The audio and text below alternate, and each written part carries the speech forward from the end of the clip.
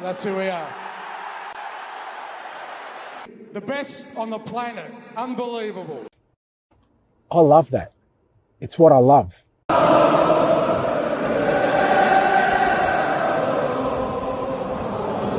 First of all, before we go into Motherwell, just want to say about Greg Taylor, mate. That's why the boys call him Oxwell, because he's absolutely different gravy.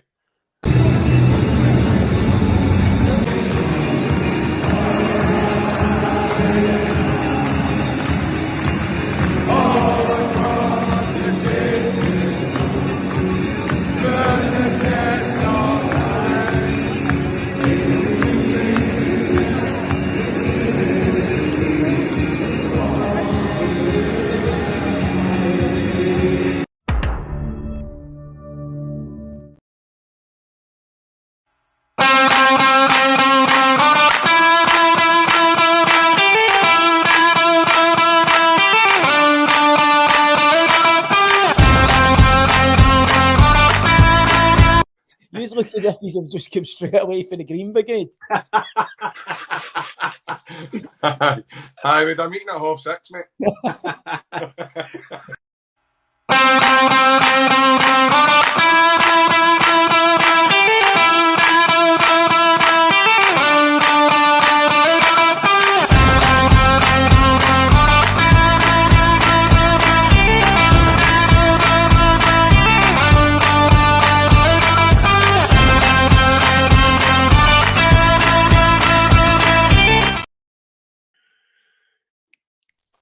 Yes, we're back with a Celtic Unrestricted view. Good evening, everybody. It's JP.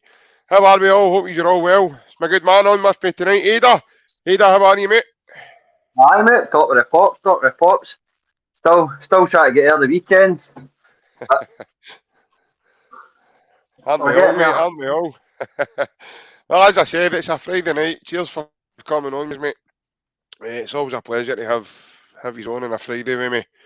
To talk through the weekend's game coming up. And as I say, mate, we'll get right into it.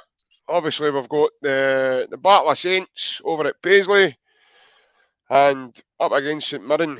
Now, they've gave us a couple of tricky wee tests so far, in my opinion. And obviously, they're the team that's beat us this season. So, what kind of game are we expecting, mate? Do you think it'll be a cakewalk? Obviously, we're absolutely relentless, you know. So, or do we think it'll be another wee tricky journey for us out to Paisley? I don't think it's going to be the same way as it was in September, mate, if I'm honest. But I don't think it'll be easy by any means, because it never is when you go to St Mirren Park. But when you look back and you go, look at that day when you had Welsh and Jens at centre half. We came off the back here playing Shakhtar. I mean, that was a kind of a tough wee week for us.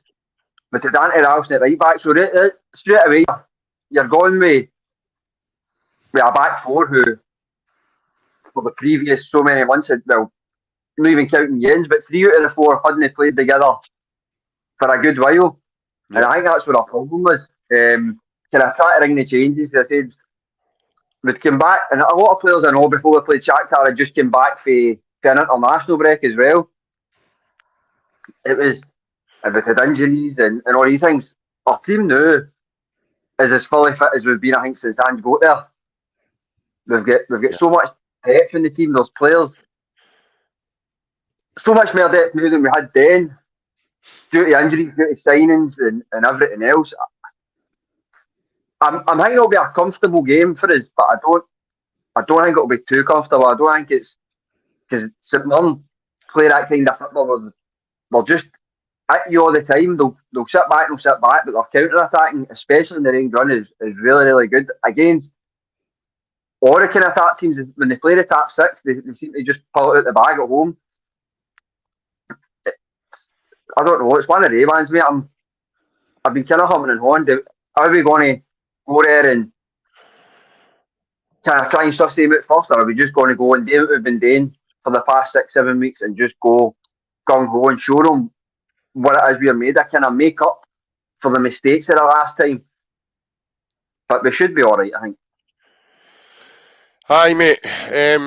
Like we know, obviously it was a tough test for us. And like you says, it was a kind of makeshift team that played that day. Carter Vickers wasn't there, and he never started with O'Reilly, Jota, Hatate. They were all on the bench. I know he brought them on throughout the game, but I thought the game, when he brought them on, I just thought that game in isolation was just away from us at that point. Aye. I think St Mirren had already the rot that day had obviously just set in, and we just won the attack. The boys that did play, again, just couldn't get going. It was one of the days. It just had a bad feel about it. As soon as a lot of your fans weren't happy that day, that grey strip that they wore that day as well, and they thought it clashed with obviously their strip that day as well. I And remember that. aye, just a whole combination of different things. It was just a bad feeling that day for the team, and I thought that the way the team was going into that as well, we probably weren't as relentless as what we have been in the last wee while. As you said, it's probably the fittest the team's been since Ange took over. Ange inherited a team that had a lot of injury problems and players were leaving, and he had to bring players in to try and rebuild some of the squad, and the squad was kind of bare thin, especially number-wise. So it was a game. It was a potential banana skin right for the get-go. Whereas with Sunday coming, mate, I just don't see it like that at all. I just see us again putting my foot to the flare and try to keep going with this momentum that we've built. And obviously, I think winning the cup final on Sunday is obviously going to not just be a big boost for the squad, but it gives the squad that bit of motivation as well to say, right, I want more of that. I want to keep going. I want to try and get this league wrapped up now. And I think moving into this game, mate, although it's away from home, you just don't see this team. You don't see how MD in the league's beating this team because they're miles away from every other team in the league.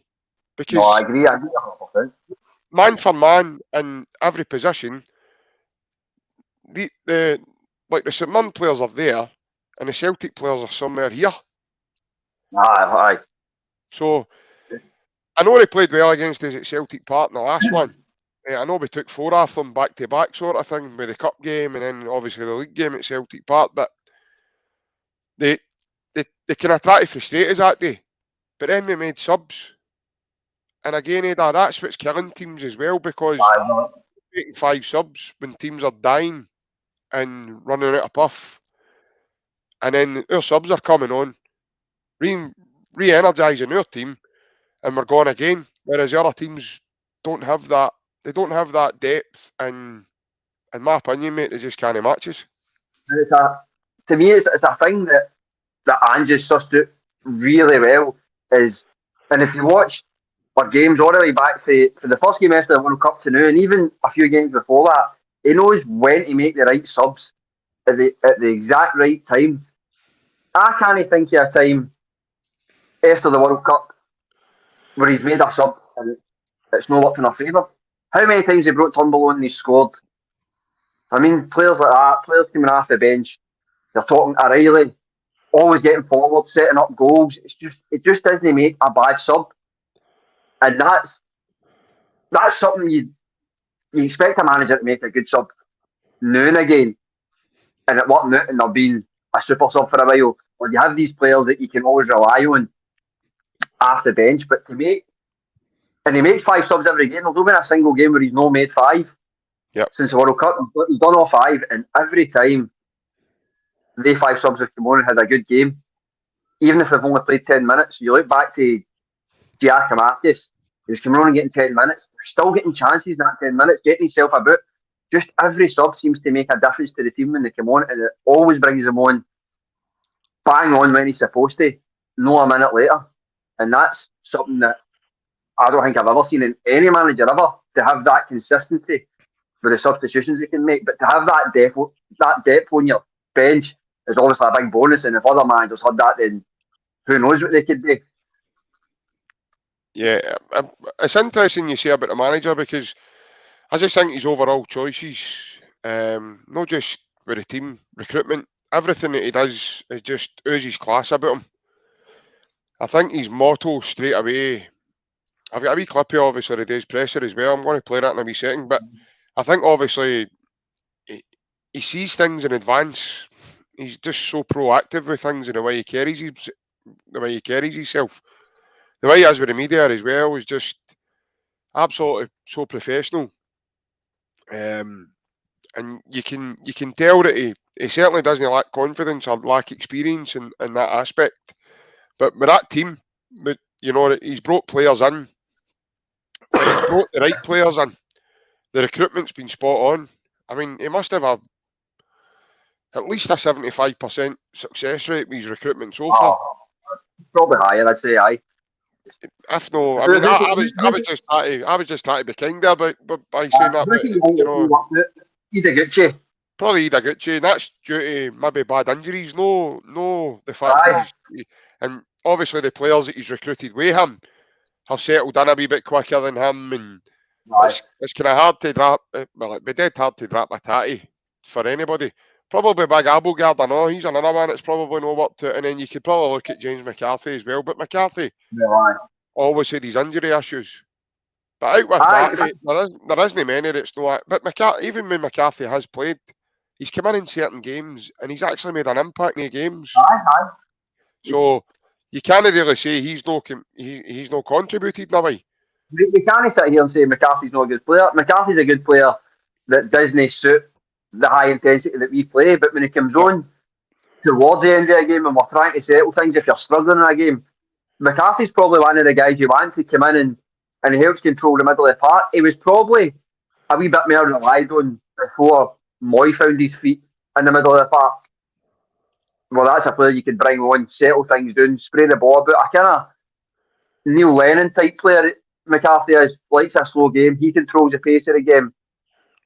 I don't think it would work now so much with the high intensity, but if you're in one of the games, for instance, if you played something at the weekend and you need to slow the game down, you're trying to get it a wee bit under control, McCarthy could be your man. No, that I think you will, I don't think he'll even be anywhere near the bench, but that's the type of guy you could rely on.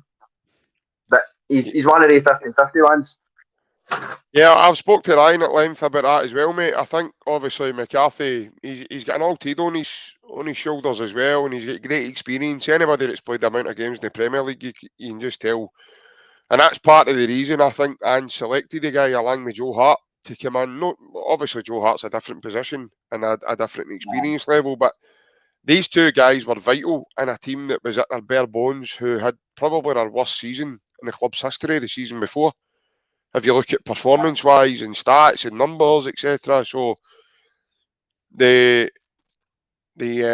just done a line now and obviously mentioned the season before. I normally did come up about that, so then he loves bringing that season up, whereas I try and forget that, and I've just it's probably, do you know what? He's not on here tonight. That's probably why it must be this chair. It's got to be this seat. But if I was at the games in the stadium, then the games don't count. That's why I look at it. Well, that's it. Aye, we weren't in the stadium, so that doesn't matter. You call that the COVID Cup, don't we? Exactly. But no, just a couple of comments, you know, mate. Kieran's joining us tonight. He says, "Hail, hail, boys! Hail, hail, Kieran! Cheers for joining us, Kieran." James Robertson, hail, hail, troops. Ange has learned his mistakes from the last time. We will not fail. No, well, that's the thought process behind it, James. We hope we don't fail. Stephen Tomlinson has joined us tonight. Evening, lads. Evening, Stephen. Cheers for joining us, mate. There's our good man here, Andy Gray. Haskabanovic will be tremendous next season. The guy's a top talent. Well, we'll come to that one, Ryan. Obviously, I was going to mention him, mate, but that's why you're part of the podcast, mate, because you always seem to think of wee details that I just forget in the moments. But as I said, I've got a wee bit of Angie's presser, and he was asked about what his sort of message is to the fans, and obviously what does he tell the players, etc. And his reply to it basically was, he's not going to tell the supporters what to think about the players, and he doesn't tell the players what to think about the supporters. He lets everybody make their own mind up, and his job is basically to try and coach the team so that the supporters can be proud of their players. Here's a wee clip before I bring you back in, Ada, of that presser today. Tell our supporters how they should feel about us and our performances, and I certainly don't tell the players how they should feel about our support. You know, you're kind of the perfect sort of scenario is that, as you said, there's a synergy there that, you know, both are working as one and understand. And, you know, from my perspective, I think I had the clearest indications really early on that, you know, the supporters, whilst, you know, are very demanding in terms of the success, they also are also pretty clear about what they want to see when their football team plays. And I think, you know, they saw that fairly early on in my tenure, you know, albeit, all being that the results weren't always there, but just the way we were trying to play our football. And I think the players that I brought to the club, I think there was you know, certainly an acknowledgement from the supporters that, okay, you know, we'll give you a little bit of time for results, but, you know, at least we can see that what you're saying, you know, you're endeavouring to build. So basically what he was saying there is obviously the supporters saw very early on what we want to see, which is really good football. And obviously it was pleasing on the eye, even although we lost 3 games out of 6 games at the start of his first season. Bearing in mind we get beat by Managerial, I know, and we never made the Champions League, and so things didn't start very, very well for us that season. But I just think the guy uses class, Ada. I don't know about you, mate. I just think he's got this thing about him where I would imagine being in the dressing room for him, the players would run through a brick wall. And he is right in what he says. Very early on, we had a glimpse of what his vision was for the team. I don't think we saw it probably at the beginning as being relentless and as what it is now. I mean, we saw that video quite early on. He was mic'd up, and it actually is called that on the YouTube page, Ange mic'd up. And, you know, his message to him was, we never stop, we never stop. And it got slagged at the beginning. It got slagged, and I saw other podcasts and stuff, Celtic podcasts, and other podcasts, kind of slagging it, kind of saying it was a wee bit embarrassing, a wee bit, you know, why is he, you know, why all of a sudden have we got a manager now that's mic'd up? Brendan wasn't mic'd up, Lennon wasn't mic'd up, Ronnie Delia wasn't mic'd up. Why all of a sudden now is this becoming a thing? So at the time I thought, all right, okay, but he spoke right for early doors, and he spoke about modernising the way we do things. Now, in my opinion, that's part of it, because all your good coaches, guys like Eddie Howe, and I think Jose Mourinho's done it before as well, and they've done all or nothing, and Guardiola done all or nothing, and so these guys have all done a kind of version of their own sort of mic'd up and cameras falling on them about everywhere. Celtic have never had that before. So that was kind of relatively new. And at the time, I thought it was a total breath of fresh air. And I just think fair end, Ada, and pretty early doors, mate, we could see that this guy, for his first interview, was just oozed utter class. Oh, I agree. As a manager, he's just developed. No, sorry. As a manager, he's just developed on even further, in my opinion, mate. No, I agree. I think I heard it last week for that first interview where he was sitting in the hotel room. Just for that day, man, I was just in awe. Like this guy is going to be unreal. And as you say, there was a kind of slow build up to getting to where we are now. But I think, sorry, mate, is that the one when he just got announced as manager? You mean he was isolating sort of thing? I know. Aye. Aye. Sorry, he did his first interview then, and he was. I just remember watching it. He's just sitting in a hotel room, but just the things he was saying, just like this, like he knows what he's talking about. He knows the right things to say, and he knows how to say it. And that to me was important, because if you look at the manager before him, Lennon wasn't brilliant with the media, very snappy, but that shouldn't be what the club's about. Don't get me wrong, every manager their own, but Celtic should be about showing the professionalism, and nobody shows it better than our current manager. And as you say, the slow build up to us getting where we are now, everything, and being mic'd up, I was buzzing when I seen that. I thought it was one of the best things, and as you say, people were saying it on us. all he's saying is the same stuff you taught when you're playing boys club football. And aye, maybe it is. But you're getting told that boys club football because that's the stuff you need to believe. And if you stop telling people that, then they're going to stop believing it. That needs to get drilled into you and drilled into you. And if you're getting it drilled into you after this guy who you respect is a guy who you would run through brick walls for, you're going to take it in that wee bit more. I don't care if you're 13 or 31. You're going to listen to that guy. And it's clearly worked. They're all listening. There isn't a guy out there who doesn't put their blood, sweat and tears right up into the 90th minute and over. Every one of them will run through brick walls for them. They first 6 games, even the 3 we lost, you could see that the style of football that we were playing was night and day for we just played for 2.5 seasons. It was miles away from it. Yep. It was refreshing. I was losing games and everybody's thinking, no, we've no changed. Even people sitting going, there was people no man's there. But there was other people going, it's got to be the players, it's got to be the players. Because they were just the same with Lennon.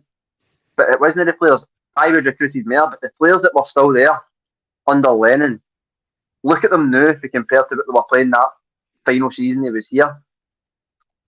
Every one of them found an extra 20-30% in their ability. Players that have they're all fitter. And that's how at the start, maybe the last season, how many hamstring injuries did we get? Just players just getting to that level of fitness that should be required for playing at a team like Celtic or anybody, and that's all came for that guy. And it's you get the whole we never stop. He's obviously no stoked with him implementing what he wants and everything, their fitness, what they put into a game, how they play, drills it into them constantly. In the last, let's say, 10 weeks, it's as if it's just blossomed and we've just found what we can do, and it still looks, as we have to all the time, that we've got another couple of years above where we are now. But even watching it now is spectacular. Aye. No, I totally agree. Ryan's came back to his he's just said McCarthy's just been unlucky that guys are ahead of him are absolutely superb. He's got an experienced head and he's good at what he does. Just unfortunate, maybe not good enough to play in our system now. Aye, Ryan, that's pretty much what me and Ada were just kind of saying there a few moments ago, mate. It's just been unfortunate. I don't really want to label him as one of the players that haven't worked out because he has done well when he's come into the team. But in a way, it's no worked out in terms of he's not playing games and he's not been able to get in the team week in and week out. But as Ryan says there, Ada, and you said it a minute ago, it's because other people have stood up and stepped up to the plate, and they just are that wee bit better in terms of quality. We've got a couple of more comments. Padraig has commented and saying, "Good evening, lads. We've yet to score in Paisley under Ange. I'm sure we'll make up for that with a strong team. With a strong team against them for once." And then Padraig comes back in. I think it's a key point because it leads on to what you were saying also, Ada. He's been back to Tynecastle twice, he's won. He's been back to Livingston twice and he's won. He's went to Govan, he won, and he drew all three, and he drew all these domestic defeats at the start have been avenged in style. So in that aspect, goes to my point in terms of he's a proactive manager. So he's went away and he's picked out results that haven't worked in the past for us. And he's probably went away and analysed it with his coaching team. Gavin Stratton, Harry Kewell, John Kennedy, all the boys. And he's probably said, right, we need to try this. And these weeks that we've not got a midweek fixture, I think these weeks, Ada, exactly. I think these weeks, that a full week of training is going to be ideal in terms of he's able to work on different systems, different ways of breaking things down. And if you even noticed as well, mate, there's a big difference in this team. If you remember the Brendan Rodgers side, which was very successful at the beginning, but when we came up against a low block, it was all played across the park and it came back across and it started going all dead slow and predictable. With this team, mate, it just seems fast, furious, relentless tempo. It's before you know it, teams are getting dragged about, players are getting dragged about, and they're all fighting, they're all arguing with, you're at Celtic Park and you're seeing it, they're all fighting and arguing with one another. Where'd he go? No, he was your man. No, you were marking him. No, you. And before you know it, you're in their heads and they're all arguing with each other. Man, So nuts, man. That's it. But it's because you hear all the coaches and all the pundits all talking about, and they just says Celtic's rotations are so hard to play against. James McFadden speaks highly about it, mate. And that's what he says. He said, I can't understand it. I can't fathom out how any team in Scotland are going to stop this. The Celtic team are miles ahead of the rest. And they're only going to get stronger as we go, because you go back, you win the league, you go straight back into Champions League.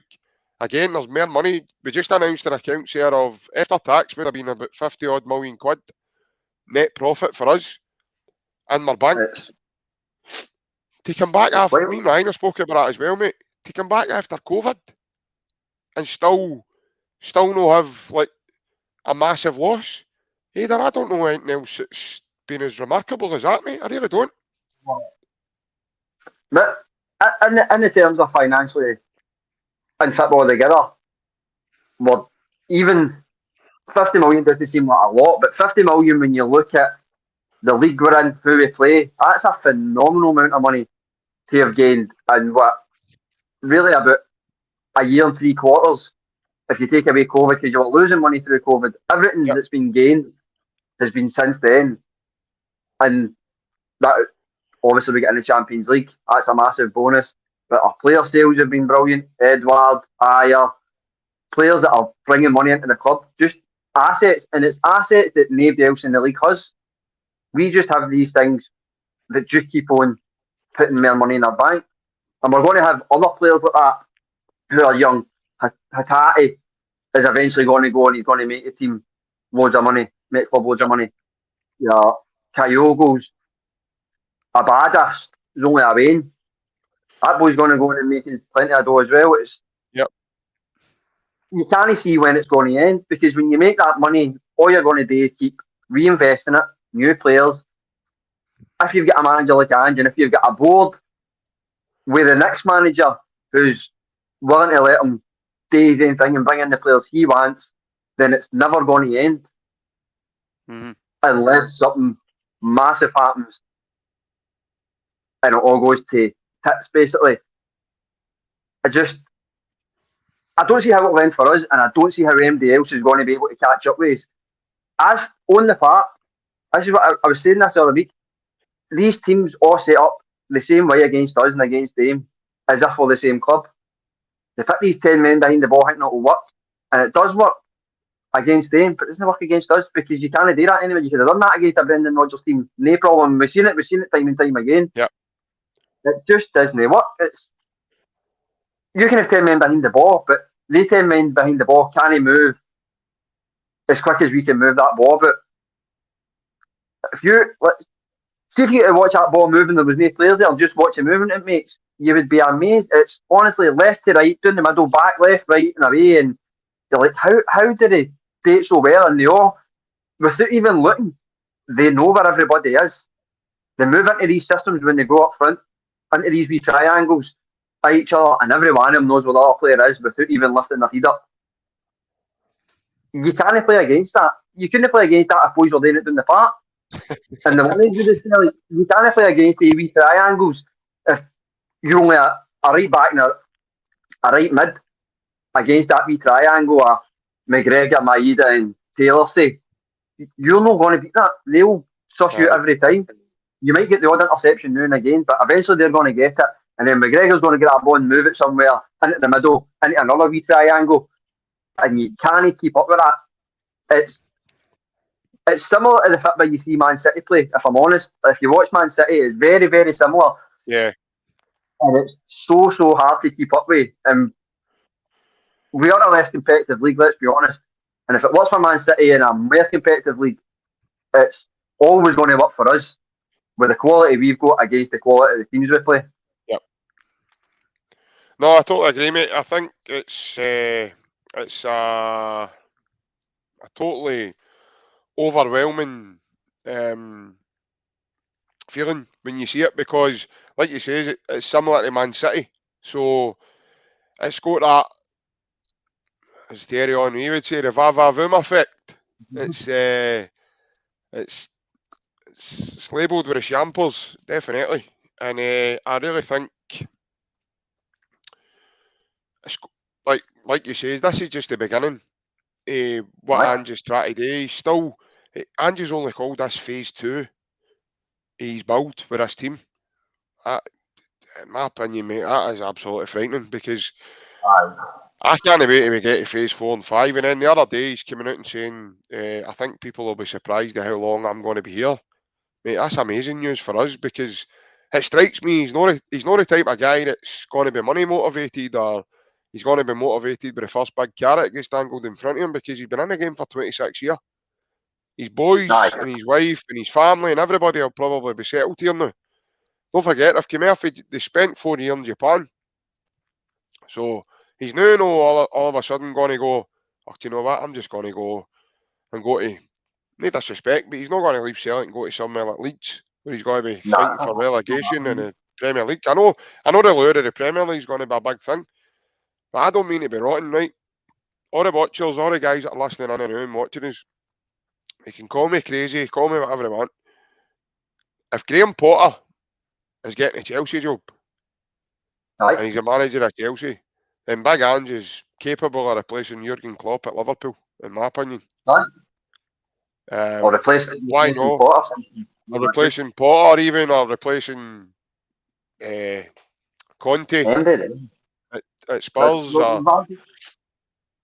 And I think Ange knows that. I think Ange knows what his abilities are and where they lie. I think he knows he's better than a bottom 6 or 7 Premier League club. He knows he's above that mid-table for clubs that he should be managing. And being at Celtic's probably going to make other people see that, but being at Celtic long term is going to make them see even more. Whether he's here 3 years or 4 years, he's not going to up sticks and leave after 2 years. It's not. I just don't see it happening. Spit by ink could happen, but I do not see it. He's found. As you say, we've just found what he can do over these last 10 weeks. That's something we've all just got used to. And he'll be seeing it himself going, this is what I've wanted. This is what I've wanted. And now I want more. Because we're greedy. That's why we are. As football teams, and especially Celtic, you're greedy. You get something, you want the next thing, you want more. He'll not be any different. Whatever he sees in that park, he wants another 10% the next time he sees them play. And he'll figure out a way to get them to give that 10%. And if they can't do it, he'll bring players in who can. And it's always going to be like that under him. I don't see it ever changing. I think Dermot Desmond would pay whatever money it takes to keep him at the club. Whatever a bottom 6 Premier League club can offer, I reckon he'll be there with a similar offer to keep him at Celtic, because it would be mad to let him go. Well, that's the thing as well. I mean, he has said on other interviews in Australian podcasts and things that he's been on through being a Celtic manager, that what sort of gets him going is the fan base, and everything that we stand for, and the club itself. And I think just being here and experiencing the big nights for the club, and I think that's enough to keep him, Ada. I don't think he's already said that he's not going to be lured with a massive contract, and it's not what motivates him at all, because what he gets today, his job, is just gone with the way. I know people Ryan said, he made a good point a few weeks ago, when all the writing nonsense came out and Leeds nonsense, and because I called it nonsense at the time, I just says this is a pile of rubbish. But the Scottish media done their waved their magic wand, as they always do, and made a mountain out of a molehill with it on, grew arms and legs and started running. And they put out that Ange was, oh, that's him, he's definitely going to be away, more or less led you to believe words to that effect. And Ryan says he is only on a 12-month contract, so effectively every summer he can then go and talk to other clubs.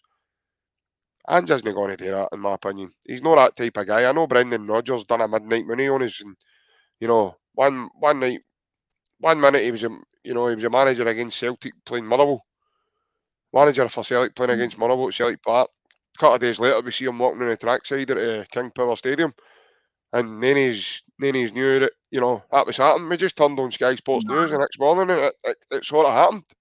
So, I don't think Ange is that type of guy. I do think when Ange does leave, he will leave eventually. I do think when he leaves, it'll be on really good terms. It'll be through a summer, and he'll get his cheerio, and when that time Aye, I comes, think that time isn't going to be anytime soon.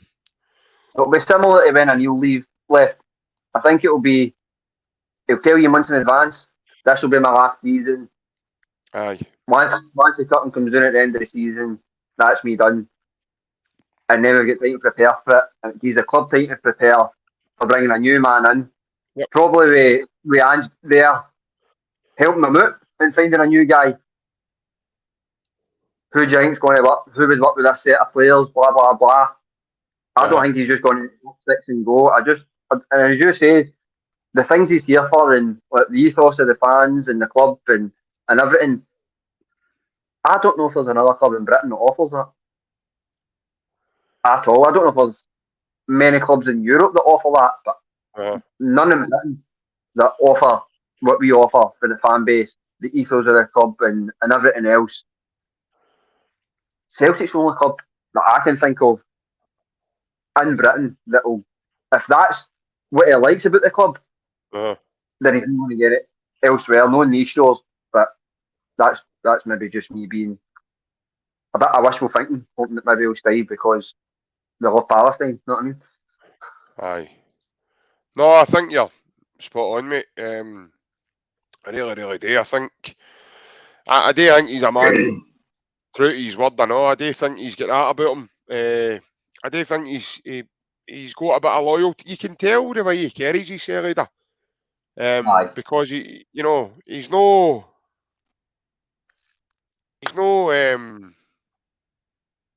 never gave me an indication of, oh, here's a guy that can, here's a guy that's ready to exit anytime soon. Here's a guy that's going to leave us.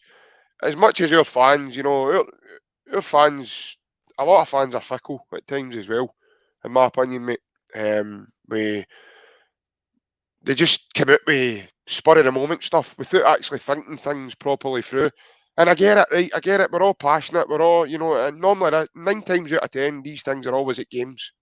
They're always in a spur of the moment. A knee-jerk reaction is to something that happened in the game, or something in a moment that's took place leading up to the game, or fucking post-match pressure, or pre-match pressure, or you name it. It can be something daft, but there's always a knee-jerk reaction. And I know yourself, mate. You're only on the TikTok, so you're one of the lucky ones, mate. You don't get to see some of the stuff that myself and Ryan have got to endure daily on like things like Facebook and mainly Twitter, especially because Twitter's got a lot of journalists and media people through it. And I've said before, mate, a lot of the lies that they tell aren't true, and the other half's hard to believe. So some of the stuff they would have you believing, and I feel sorry for the gullible people that are within fan bases, etc. Because it's rife stuff. You know what I mean? It's there, and only just a short time ago, mate. Even on Sky, oh, that's him. He's in talk. He's got to be in talks with Leeds, and he's Leeds' his prime target. This, that, and the next thing. What a pile of rot! I guarantee he probably didn't even have one conversation about leaving Celtic. He was asked about it in his the next sort of presser he done. And then the next presser he didn't do because he didn't want to then. He just seen that as stupidity. He sent John Kennedy out. Now, I don't care what anybody says, right? People can say John Kennedy was, Ange says he was, scheduled to do that. I don't believe that, mate. I believe Ange was just getting fed up with the media in that precise moment in time, mate. He just decided to big Kennedy out. So, in my opinion, mate, I think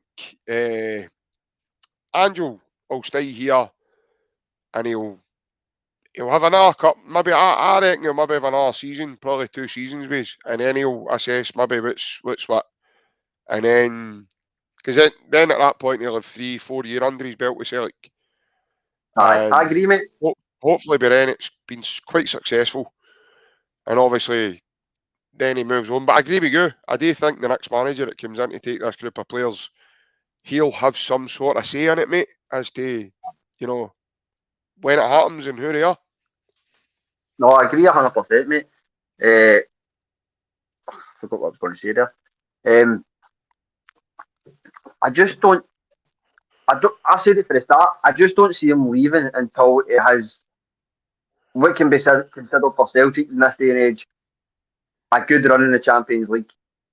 Or just a good set of games. Like we could see wee glimpses there against Madrid, against Shakhtar. Sneaking into the games again and managing to pick up results and getting a good group stage. I think that's what he wants with this team. I think that will probably be the next phase. Getting them to play their football and getting them to play it that well on the European stage and making us bigger, putting us back in the map.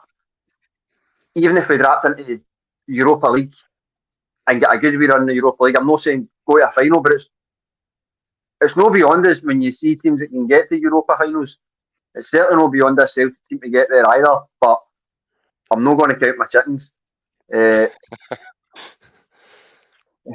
It's just, especially for Bolshoi the way we were last season. Fucking hell. But no, I totally agree with you, mate. I think anything's possible under this manager. Football's a funny old game, as you say. And you never know. We could get that luck of the draw, as they call it. And the teams that we come up against in that moment in time to go deeper into any competition might just benefit us in sort of our favour. I do think one more season in Europe under Ange will show a clear progression as well, because you were in pot 4 in the Champions League. You hadn't been in the Champions League for 5 years. How are you expecting guys, and no disrespect again, very good player, been a cracking signing for us, but I'm not being funny. A year and a half prior to playing in the Champions League, Matt O'Reilly was playing with MK Dons.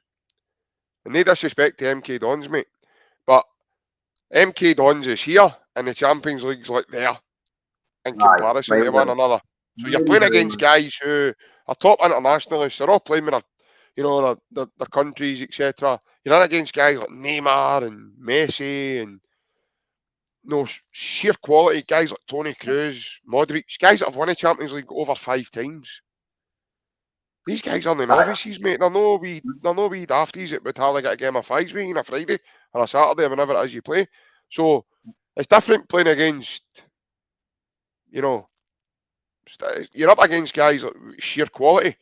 You're up against guys like Luka Modric, who is a top player and has been for many seasons now. Top player for Croatia, top player at club level, wherever he's been. World class, in my opinion. Probably the best midfielder in the world for the last couple of years. Yeah, aye, definitely. Because he was part of the Real Madrid team that won the Champions League 3 years in a row as well. Aye. And he was pivotal to that camp, that whole. When I go to any final, definitely.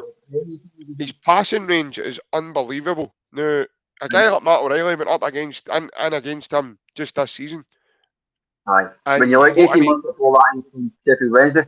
Well, that's what I'm saying. He was playing sort of with it done at that level. It was MK Dons he came from, a minute. So I played against teams. I was involved in Sheffield Wednesday. Guys like Sheffield Wednesday and Peterborough and Plymouth and Fleetwood Town, and again these guys are all playing at decent level. I mean, we're in the house sitting talking about them, mate. I'm not disrespecting them, but in comparison to Real Madrid, mate, I mean that's totally it's a different galaxy in my opinion, in terms of level of quality. So you're asking guys like Matt O'Reilly to come in and set up against these guys. The Celtic fans, there's a lot of Celtic fans, including myself, I think we're really surprised that night, especially at Celtic Park, mate. I was there, so momentarily, mate, we scared them, the way we played. And that's all down to Ange. It's all down to him saying, right, We'll get the ball, we'll do what we need to do. We get gubbed 5-1 when I'm in the Bernabeu, and we took the game to them. We were still trying to play 89 minutes, 88 minutes. We were still creating chances, albeit we didn't take the chances. But it was a lot of inexperience in my squad. A couple of seasons into this, and into the Champions League under Ange, it's going to get better because the squad will stay together, or the nucleus of that squad will stay together, and they'll learn, they'll analyse, they'll gain experience for playing with one another. Just like they do in the league as well, just like they've done under Ange so far in the league. But he is the key to everything that we do, because between him and Callum McGregor, because Callum McGregor's a go-to between the manager and the players, isn't he? So he takes everything into the dressing room, and whatever the manager's asking him to do, and he's been a breath of fresh air as well in that role. But in terms of Ange himself, just the last wee bit on Ange, just in terms of him himself, mate, I think it's just that overall presence of the man. That the players, because you listen to some of the interviews with the players, after 5 minutes of talking to him, I was sold on the move. Not that he was sold on the move, it was just that I wanted to go and play under that manager. It just shows you about kind of, you know, like how deeply emotional the players can become attached to a certain individual, mate. And I think I think that comes into the fact that, as you say, Ange's loyal, but he's passionate, and his passion for Celtic shines through every time he talks. It shines through. If he's talking to players on that level, the type of guy he is, all you're going to do is believe everything he's telling you. Anybody who really want to play for any team under a guy like that would be daft.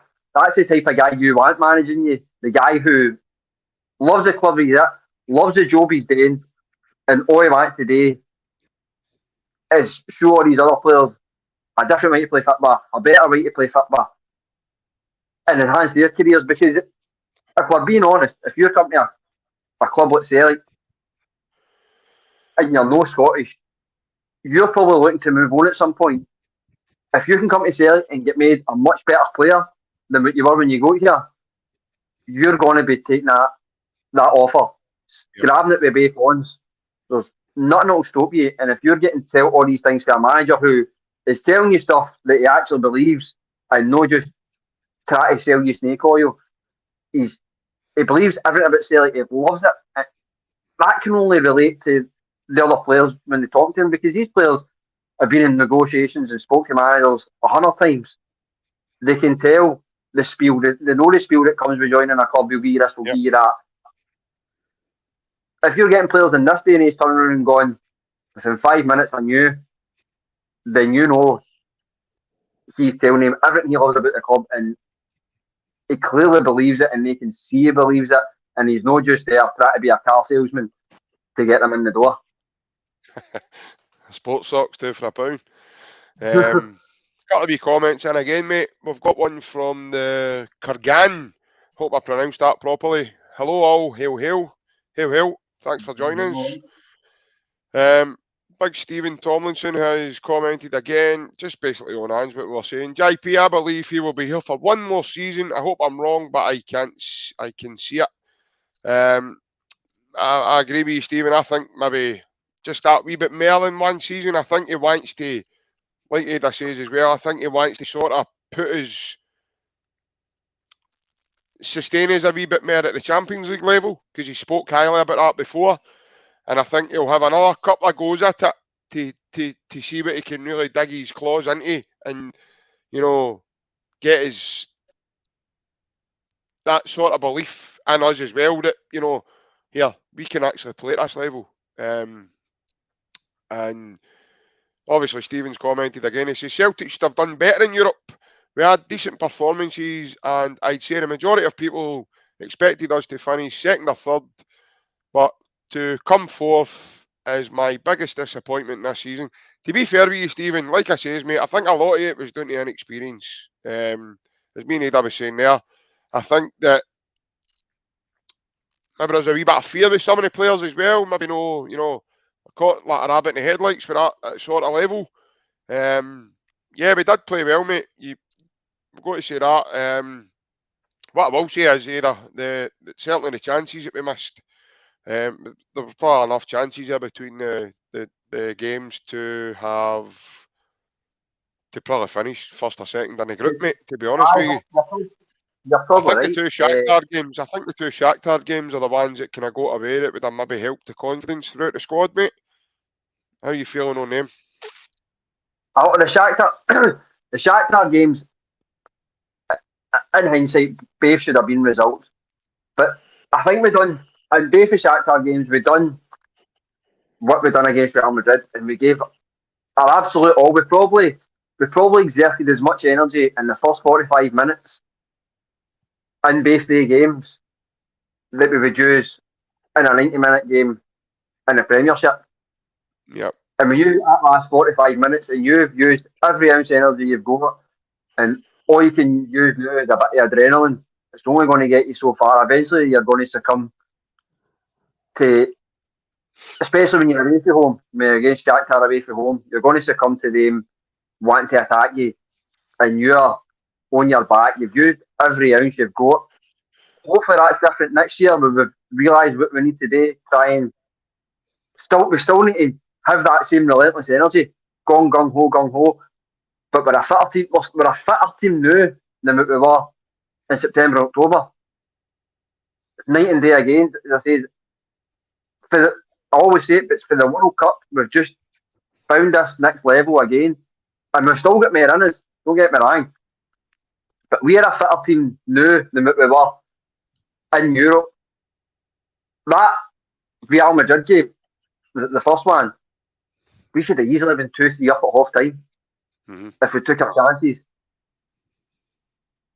But again, we might have ruined that in the second half because we'd used every ounce of what we had to give in that first 45 minutes. I was buzzing after that first 45 minutes. Buzzing after it. And then we came out the second half and it just fell flat because you can only, as a human being, you can only give so much. Yeah. These players can only give so much, and they gave everything in the first 45 minutes of that Real Madrid game. And the same with the first Shakhtar game, they gave absolutely everything they've got against Shakhtar in that first game. Yeah, it takes a lot on you mentally, mate, as well. It must take, not just physically, but it must take a lot on you mentally because you've got a strategy there, you've got analysis that you've done post, like pre-match, and obviously you've got to pick up certain positions that you've got to take up in the game. If we've not got the ball, right, you need to be here, you need to be there, and like you say, Zayda, when they play in the triangles, mate, they all know, and even the subs when they come on, it just flows into, it's like a natural flow. So they just come on and they're part of it, and it doesn't weaken the team. The team don't then fall. Wasn't it long ago he brought on Iwata and he took off McGregor, and the guy beside me, he says, "Wait, your tempo drop now in our team," and it didn't. We actually get in my opinion, we get faster. Just the way he moved Matt Riley one up. Iwata slotted in, and although Iwata was playing safe, he was doing it at speed. Aye. Like when he was getting the ball, he was turning and boom, the ball was away. So he was always a passer. He was like Hatate in a sense that it was always a passer to a heady, probably your natural, normal type guys. These guys are on another level. Aye. So I've watched a couple of times, and you see him. He's got the ball before that ball's even at his feet. He's had his look and knows where that ball's gone. Yeah. And doesn't matter how long that he can keep that ball at his feet for an extra couple of seconds. It's still going the same way. If you watch him, he'll watch where it's gone, and then he'll get the heat up, and it's going that way regardless of where he's looking. He knows where he's putting that ball, and that's something you can't teach. That's just one of the things that you can do as a football player. You're gifted with it, and he does it so well. I think Iwata is one of the players who's going to be brilliant for us next season. Uh-huh. I think everybody's going to be talking about him in the same breath that we talk about Hatate this season, who's been absolutely outstanding. Well, I'm glad you mentioned that there because I was actually just about to say that I want to speak about this man. Here, obviously he's played a wee bit more than that now. That was before Sunday's game. But Ada, apart from Callum McGregor, mate, I don't know anybody who has been more consistent in the team. Maybe Greg Taylor. But Hatate, his level of quality, his range of passing, everything about him, he just oozes class. And like you says, mate, he's only a young boy, and you know, it was only 3-4 years ago he was playing university football before he signed for Kawasaki Frontale. And then when he went to Kawasaki Frontale, it's no surprise that Ange seen him straight away, and he knew, he must have done his due diligence straight away for to even know who the boy was to bring him out to Celtic. But what a sight. I mean, we paid £1.3 million for him. That is unbelievable. I mean, you just spoke about Awata there as well, Ada. If Celtic take the deal to sign him permanently, he's got a similar deal there the way Maeda did. If Celtic say aye, then it Toby's there to a permanent signing straight away. We are going to pay £825,000 for that guy. That's phenomenal recruitment, mate. You can tell already he's worth much more than that. No, definitely. Plus, he was the J League Player of the Year last season. Aye. And a successful, by the way, Kevin Muscat Yokohama Mariners team, because they won the league. Aye. So, it's the first time they've won the league since the last time Ange won the league with him. And that was a few seasons ago, because I think Kawasaki Frontale won it 2-3 years in a trot before Mariners won it again. So it's a kind of, he's came as J League's Player of the Year, and in my opinion, mate, he just looks like that. He's big brother. Aye, he's got the same body structure. He looks really fast, and I played a clip. We were on the Monday night, mate, and I played a clip of the O'Reilly chance. It all came for Awata winning the ball. I think one highlight of Hatate though for me was, do you remember the Real Madrid game at Celtic Park? Juranovic throws the ball into him, and he catches it on a half volley and just switches the play right out to Jota. It's the things that he sees before it happens. He sees stuff before they happen. And to try it against a team of that calibre and still knowing that he could pull it off. He never done it thinking it might work. He knew where that ball was going. Yep. And that's what I'm saying. They kind of players are, you can see it with the two of them, right? But more so Hatate, he knows his next move before it happens. He knows his next two moves. He's like a snooker player. He's already 2-3 shots ahead of what he's got to do, and he knows what's happening. And in my opinion, mate, he's like Neo for the Matrix. He sort of sees everything in a different sort of different light. I know people are going about that, right? You're tripping, right, big man? But no, seriously, that's the way I see Hatate play. He's a different level for other midfielders we've had. I would even say right now, in the last couple of games, I'm probably going to make Ryan fall off his chair here if he's watching us still. I'm going to say that he's outperformed Callum McGregor the last couple of games, just because of what he's done in certain games. I'd say the last 3-4 games that Celtic have played, accumulatively, he's been the best player in the park over the course of the four of them. You look at Aberdeen. He was outstanding against Aberdeen at Celtic Park. Him and Big Moy, I think, have been the standouts the last good few weeks. I just think the two of them are brilliant together. Just probably, I'd say the two of them have probably done that wee bit, maybe no more, but I think they've done enough to be spoke about ahead of Callum McGregor now. But that's only because Callum McGregor plays his football. And he plays it how we expect it, and it never changes. He doesn't have a bad game.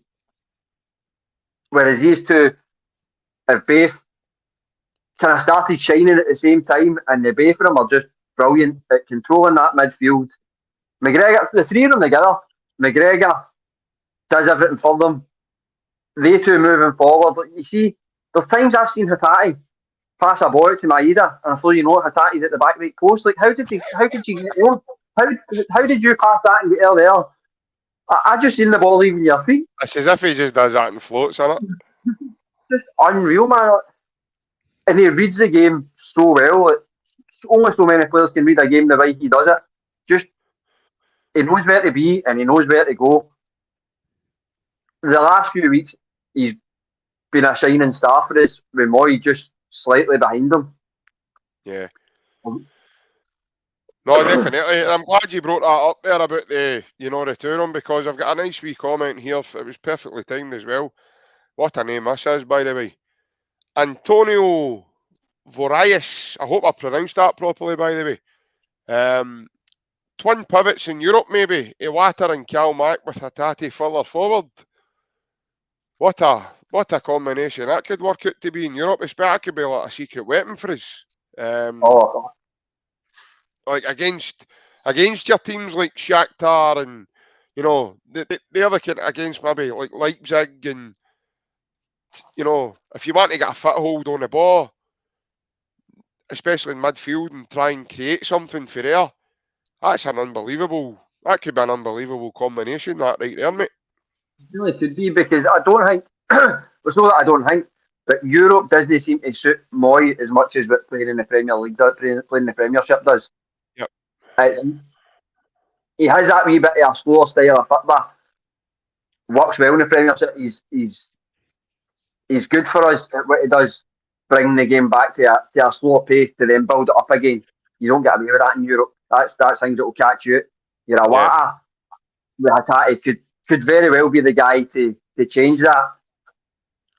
O'Reilly does well here and there at playing that kind of style, but Awata just looks like he's got that engine where he can keep going. Don't get me wrong, we've not seen him over the course of a couple of games, so it's hard to call, but just based on what we've seen, it's as if he could be that guy. That would be an unbelievable player, or it has the potential to be an unbelievable player if he is as good as for 90 minutes or for 180 minutes there as close to a couple of games as what he is in the countries that we've seen him. And also that three that's mentioned there, you can actually swap that as well. You can put Awata in a 6 and push McGregor to the 8 and have him and Hatate supporting one another as well, and you've got that extra attacking threat as well. So I think there's room for error there as well, and there's also room for experimentation with the three. I think that's unbelievable, especially if, like, say if we're talking, say, Aaron Moy doesn't play every game, or, we end up selling Matt O'Reilly, or, the other kind of proactive thoughts that Ange's probably already having by now. Listen, it wouldn't surprise me if Ange already had about 3 or 4 signings lined up coming in the summer, and they've already been spoken to, and they know who they are, and it's just the way he does business, which is totally remarkable. But no, unbelievable, mate. It's been a massive transition under a manager. And it's been so good to watch as a Celtic fan. It's a great time to be a Celtic fan right now, I think, Ada. I think we're in a very good place now, and everybody at the club now are all in their right roles where they should be, and things are moving, and the train's moving so smoothly. And long may it continue. But just before we move on, mate, obviously, just your last thoughts on St Mirren game on Sunday, and what's your aspirations for the game? I keep the other day. Do you know what? I'll just say it. I know we'll win the game. There's absolutely nothing that St Mirren can get. I tried to be a wee bit apprehensive before. There's nothing that St Mirren can bring to us that we don't have, that's 10 or 20 times better than them. I think, and don't get me wrong, bringing changes the last time didn't work, but I think bringing Haksabanovic in maybe, because we've got 2 big games coming up right after St Mirren against Hearts. This could be the kind of group of games to bring in your Haksabanovics and players like that to utilise the squad a bit more. And I actually think they think he might play him, and I think if we play Haksabanovic, I think he'll have a cracking game, trying to get his name back in the team sheet more permanently. I think we'll take a couple off him this weekend. I don't think we will take a couple off him. There you go, cards on the table. Oh, he's done it, folks. He's done it. He's put his cards on the table. He said we'll take a couple off. Well, last time that happened on here, we ended up on another podcast, mate. That was Ryan and Big Barry. They were chatting about something. It was their wee clip that the St Mirren MIRREN podcast actually played it back for a bit of banter and tagged. No, in fact, they didn't tag us in it. It was just on somebody. I think it was Ryan's old man. It found it on one of the. It was off of SoundCloud or something, and he found the clipping. And he's like, listen to this, and he told us what minute to forward it on to. And sure as the boys were on there saying, "Oh, Celtic will beat them easily," and but it wasn't basically that's what was said. What was said was, if we turn up, there's only going to be one winner. I agree with you, Ed. I think I don't see the train stop many times soon, mate. I think we'll take care of business on Sunday should we turn up to the game, which I'm expecting this team to, because like me and Ryan have spoke, mate, but you're expecting a Celtic team to turn up and you're expecting it to be 2-3, possibly 4-0. I think teams are starting to look at Celtic now and they're thinking to themselves, we'll be happy to keep the score down to 3 today if we can. Because Celtic are taking the games away from teams sometimes at half time, and they're going for a jugular straight away. And they've got that relentlessness about them that they've got a lot of firepower either. They've got a lot of answers, a lot of firepower to what people throw up at us. And they just keep batting down hurdles because of the strength and the depth of that squad. So, no, I'm with you, mate. Obviously, a long may it continue, and let's try and get the league wrapped up pretty much as soon as.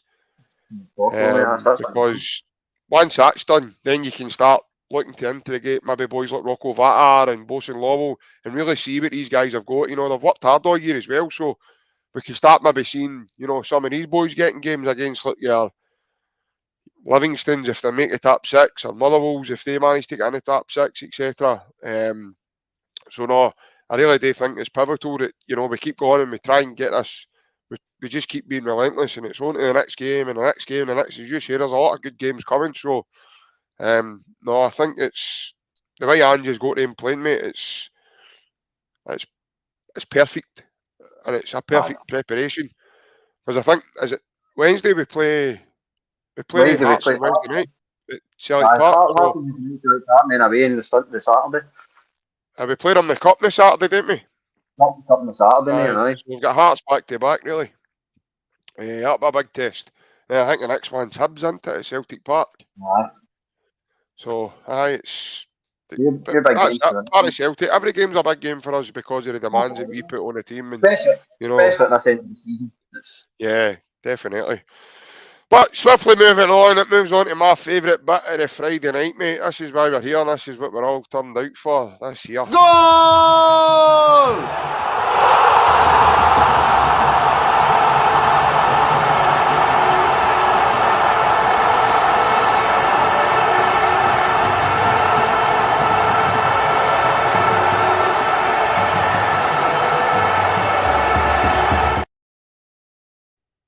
Yes, as I said, it's a goal rush. Here we go. This weekend's fixtures, mate. I'll file them at you as we go.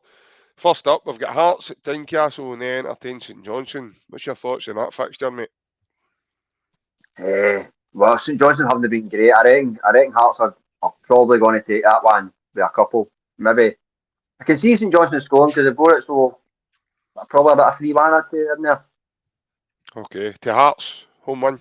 Yeah. Aye, to Hearts, probably home win. Right. I'm going to actually say a draw. Like you say, I think St Johnstone haven't been great as of late. They did a draw last week with St Mirren, didn't they? So I think Hearts haven't been great at all. They lost to Motherwell. Was it last week, the week before? Motherwell last week, aye. Motherwell beat them. So, and I know Motherwell weren't great, but they've seemed to get a wee bit of that new manager bounce under Stuart Kettlewell. So I'm going to actually call it as a draw, mate, because I think Hearts always get to a certain point in the season and they start to drop off. Obviously, but they'll look like a different outfit again on Wednesday night. No doubt about that. But they tend to kind of drop off at a certain point in the season. Probably because they've got third place in the bag, and they know they're not going to be able to get to second or first. So they always hit that wee kind of stalemate bit. And and they go through a wee period of results where they maybe draw or get beat, and so I'll call that one as a draw. Next one is Livy, and they're at the Tony Macaroni Stadium, and they entertain Hibs. Now, Hibs today have just announced that Aidan McGeady will miss the rest of the season. To add to that, with Martin Boyle, in my opinion, mate, that's a major loss. Bearing in mind they nearly lost Nisbet as well, because he was nearly sold to Millwall, along with Big Porty, he's gone to Wolves. So, no Wolves, Watford, sorry. So, what's your thoughts on that one, mate? I'd say a home win. Livy just seem to have it at home, don't they, with a plastic pitch, and as you say, Hibs aren't in a great position for the players that they're missing, players that they've stalled. I'd definitely say a good home win there for Livy. I'm going to agree with you, mate. I think Livy have got Big Nubly back. I know. I think he's just back for injury. He causes empty problems, man, with just his size and stature. He's a big lump of a boy. And obviously under Davy Martindale, they seem to be on a good wee run now, and he's got them. They're a hard team to beat. They're a hard fighting team as well. And like you say there, mate, I don't think Hibs are. You know, although they won the last couple of games, Hibs. They've had a wee run, aye. Aye. Sure. Right. Well, I'm still going to say the home win there, because I think Livy are just in that wee bit better for them getting into this fixture. The next fixture is they're at the Big Coos, as we call it. Obviously, they take on Kilmarnock. What's your thoughts there, mate? Hurts me to say it, but I think they'll be wanting to kind of get the fans back in their sides for last week, so they'll be going gung ho. It could go the other way. The heats could be right down and everything could go wrong for them, but I just don't see it going any other way. Kilmarnock aren't great, are they? No. They aren't. You calling a home win then? Right, okay. I've called this for weeks with him now, and I've said it millions of times on here. I'm actually going to say a draw. There you go. Because I think it might be a damp squib, because, like you says, mate, they've lost a cup final. A lot of their heads will be done, because their egos before the cup final was massive. Their heads were built like helium balloons walking through the door at Hampden last Sunday. I think they thought they were turning up in their blue suits and their brown brogues, and they were just going to do the damage against us. And obviously that's because they got a draw against us at the Big Coos in the last game there as well. I think they thought, right, that's him now, they've turned a corner, and all of a sudden we're going to be able to suss this mob out. We're a different animal for the rest of your. You know, your boys like Tillman and that can play well against Ross County and Motherwell and look like Messi against these teams. He comes up against a decent test and the boy falters. He falls apart like a cheap suit. So, and in my opinion, mate, I think they've got serial bottlers in their team when it comes to the crunch. They seem to have a kind of weaker type of mentality throughout their squad. And Ryan said it. I thought it was a brilliant view and a brilliant way of looking at it. The team they had last season, now bearing in mind they've still got the nucleus of that team that went to that Europa League final, and the team they had last season, minus Bassey and Aribo, a lot of them are still there, and even the team they had last season wasn't good enough to stop us from winning the league. Why all of a sudden they were going to be good enough to stop us this season from winning the league with the same team, when we've improved our team and we are probably a better team now under Ange than what we were at the beginning? Like I say, mate, I think because maybe we're not at it in certain games, and you know they probably played their best football against us at Ibrox the last time under Ange anyway, and they still never beat us. So, but they took heart for that, and you could see that, because get into that, you listen to that side, and you know, oh, we're going to do this. Talk's cheap. You need to be able to go and do your talking on the park. You know, the players came out and saying things, and it was just all silly. But I do genuinely believe, mate, they'll be suffering for some sort of hangover. I think some of our players will but there'll be guys, don't get me wrong, I do think he'll make changes as well. I think he'll maybe start with Cantwell, he maybe play the boy Raskin, because they'll be chomping a bit because they were on the bench at the weekend. That's a difference for them, to be fair. And I think I think, but I think Kilmarnock eventually need to snap out of, especially if they're going to survive in the Premier League and no finish within the bottom two. They need to snap out of, and I do think they've got a good enough manager with decent experience that can get them to snap out of that and start picking up results here and there. Now, I know I watched a wee bit of Derek's McInnes's presser the day, and it's yesterday or the day before, and he says, we need to believe that we can go there and actually cause an upset. He says, but it's all right me sitting here saying this. He said, I've spoke to them at length about this, talked about the players. He says, so they need to believe that they can actually do it and have that belief. See if Kilmarnock turn up and make it hard to play. We've watched teams make it hard to play against them.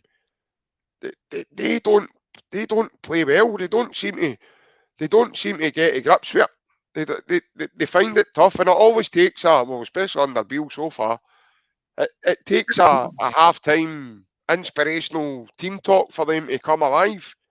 And that's happening. That's what I'm saying. Yeah. Many times, just for the World Cup to now, have we seen this?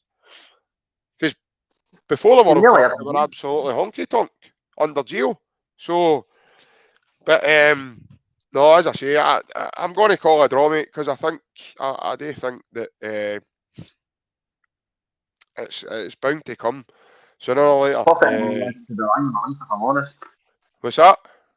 It's the first time I've ever wanted to be rang in my life, if I'm honest. But I hope you're right. Next one up, mate, we've got Ross County versus Motherwell. Ross County are up at Dingwall. I can see Motherwell carrying on their rerun of form under Kettlewell. I do see them taking it, my eye. I'll go for an away win with that one. Okay. They seem to have new manager bound, didn't they? Aye. I'm actually going to throw a wee curveball. I'm actually going to claim a home win here because I think Ross County signed well in the January Monday and got themselves Eamon Brophy. And he's scored a couple of goals. And they battered Dundee United 4-0. It's probably Ross County's biggest victory in such a long time in the league against anybody. And they battered Dundee United 4-0. So I think they're getting on there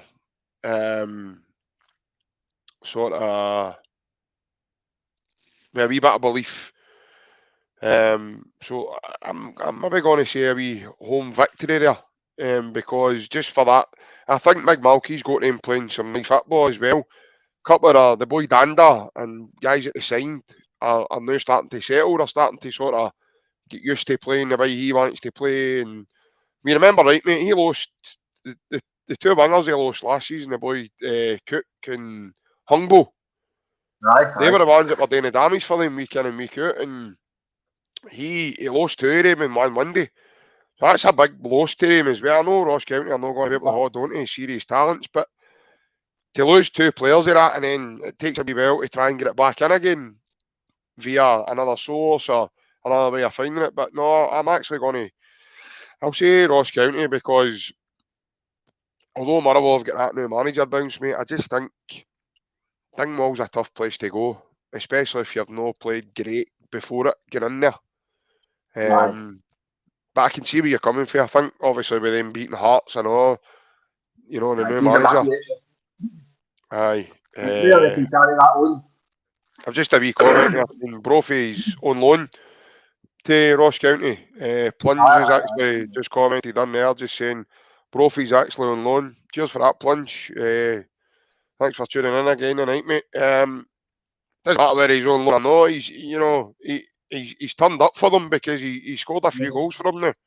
Yeah, he's a workhorse as well. He chases lost causes and he gets himself involved in the play and stuff. But next one, mate, we've got Dundee United and they take on Aberdeen now. Dundee United have just signed Jim Goodwin as the manager. It's a big shot, mate. It's a big shot in my opinion, mate. I wasn't expecting it. I wasn't really paying attention to who was being linked and over it, but when I seen it popping up, I was shocked by it. Just, I don't know. Dundee United sitting at where they're at is probably at that level. Jim Goodwin's probably the man you want. He does well doing that half of the league. I don't think he does as well battling up in that top 6 area. Whether they've got him in quick enough to implement a few changes here and there to go and play against his old club, but he'll be absolutely champing at the bit to go and get a result against Aberdeen and show them this is what I can do. In the same breath, Aberdeen players are going to be champing at the bit to show them what they can do. To show Jim Goodwin, this is what we can do. This is what we wanted you to be able to let us do. I'm going to call a draw. A draw, right? Okay. The actual game, by the way, itself is a 6 o'clock kickoff. So it's a Saturday evening. The rest are off 3 o'clock. So I don't know why that is right enough. I don't know, because it's not even on the telly. No? No, the game's not televised. Nope. But it's been put to 6 o'clock. I'm actually going to probably throw another wee curveball here, mate. I'm actually going to say a Dundee United win. The reason sort of for it is because I think with this new manager bounces everybody talks about, I think the boy Dylan Levitt's not played well for a wee while. But it's maybe because he's playing with a manager that probably doesn't believe in him as much and blah, blah, blah. I think I watched a wee video and it's with Jim Goodwin walking on the training ground and you see him, the first player you see him with was Dylan Levitt. Aye. Total playmaker, the boy. Brilliant player. Was way Wales at the World Cup as well. And Stephen Fletcher as well. Great experience. Probably one of the best strikers in the league. He's back to goal. So brilliant in the air as well. Still brilliant in the air at his age. So I'm actually going to think Dundee United cause an upset there, and it will be an upset because I think people are thinking just because of current form that they're rooted to the bottom of the table. So I think people are thinking right away Aberdeen are going to turn the mare, but I just don't know if it's going to be. I might be wrong, but let's look at ourselves on. United have got a cracking squad of players. United shouldn't be where they are now. They spent good money, I know, either. Aye, Jim Goodwin probably coming in at the right time for them to battle them and get them into that kind of out of that bottom of the league area. Yep. Because the players we've got, that's none of them are players that should be getting relegated for this league. They should be doing much better. They should be up there battling for top 6 with the players they've got in that league. So I don't think you're too far off, because I was on the fence between saying a United win or a draw, but I'm just calling it a draw to play it safe, to be honest. And then obviously Sunday, I'm not even going to ask you about that fixture because I think I know the answer to that one. By the way, do you remember that with the Tony Mowbray? Heartbreaking, man. Even at the time, we didn't see that coming. I know we weren't the greatest, but nobody saw that night coming. And that's why Neil Lennon was good the job, actually, if you remember back. So, I remember it well. No, I really do hope that doesn't happen, mate, because then people are going to start saying, oh, it's big ants, is it the pressure getting to that? I just can't see it, mate. I don't think St Mirren are going to score. I just hope if it does that the St Mirren podcast uses that clip and know the man and maybe all confident. Well, that boy said with one. Aye, definitely, aye. That would be an interesting take, that, wouldn't it? Here's on a St Mirren podcast, but it being positive this time, that would be interesting. But no, that brings us to the end of the night, mate. Again, thanks very much for taking your time as United and coming on and having a chat with us about the weekend's football. Everybody that's tuned in with us, guys, if you are interested, the Celtic FC Supporters Foundation are running an event on Saturday the 6th of May, and it's in the Crown Plaza Hotel. There are tickets available on their page, Facebook and Twitter. It's basically the Celtic way it's called. It's basically that run that we had in 2003 right up to, for the beginning, right up to the final in Seville.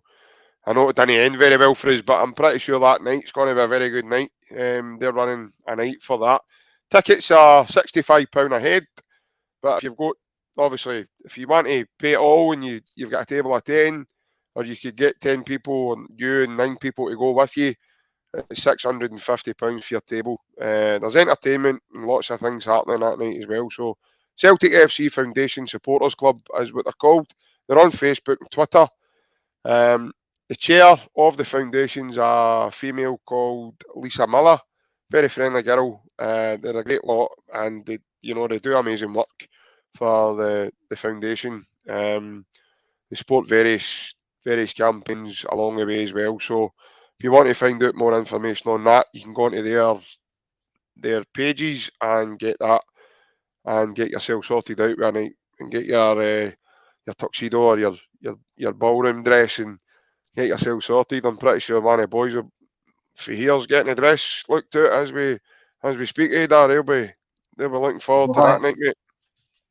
Not by myself, right enough, because I think I look like a Trunchbull in a dress, to be honest with you, for Matilda, but I'll leave that for a different story. But again, mate, cheers very much for coming on. Guys, thank you for everybody also that's commented in. I can't get through everybody's comments, there's just far too many. But I do see them all, and I'm very grateful for it.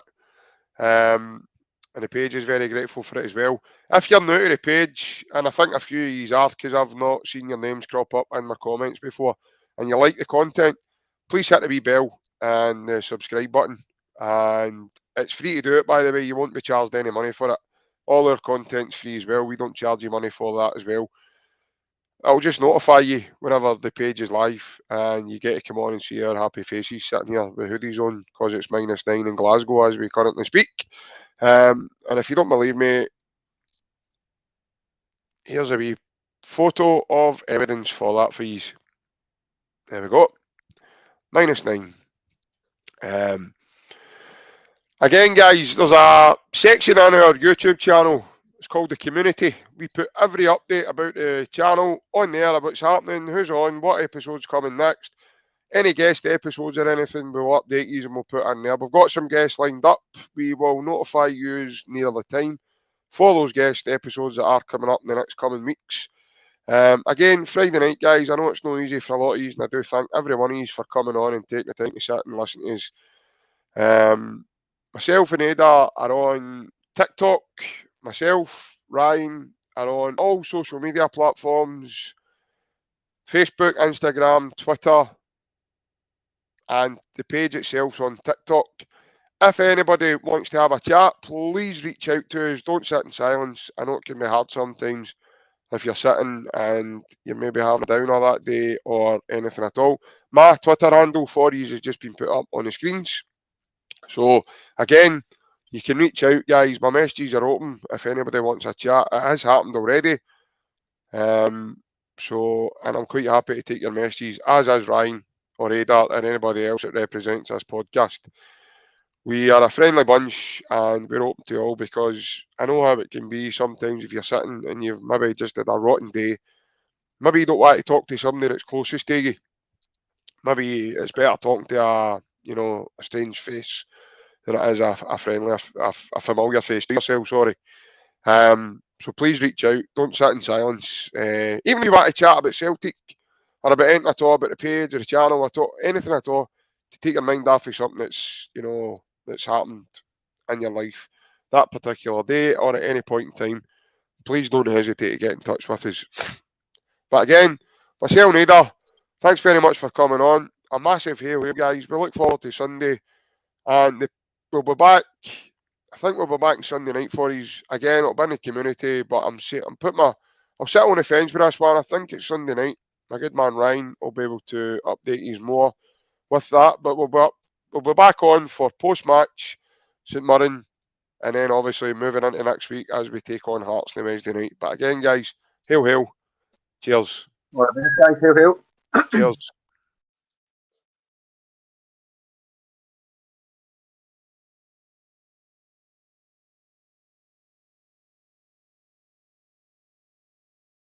That's who we are. The best on the planet. Unbelievable. I love that. It's what I love.